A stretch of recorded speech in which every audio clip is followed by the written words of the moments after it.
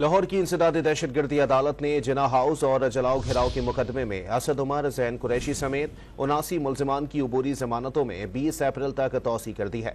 मजीद जानते हैं don news के नुमाइंदे राना बिलाल से। जी बिलाल, अपडेट कीजिएगा। जी देखें, जिना हाउस हमला और जलाओ के मुकदमे में लाहौर की इंसदादी दहशतगर्दी अदालत ने असद उमर, जैन कुरैशी, फरत अब्बास समेत 79 मुल्जिमान की अबूरी जमानतों में 20 अप्रैल तक जो है वो तौसीह कर दी है और आइंदा समात पर जो वकला है फरीकैन उनको दलाइल के लिए तलब कर लिया है। आज असद उमर अदालत में पेश नहीं हुए थे, उनकी जानिब से हाजिरी माफी की दरख्वास्त उनके वकला की जानिब से जमा करवाई गई, जबकि जो दीगर मुल्जमान हैं अदालत में पेश हुए और उनकी जानिब से अदालत में हाजिरी मुकम्मल करवाई गई।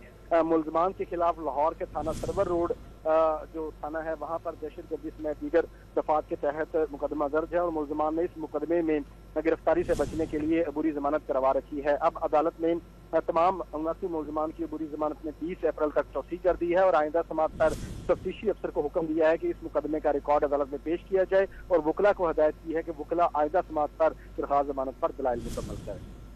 बहुत शुक्रिया राना बिलाल अपडेट करने के लिए।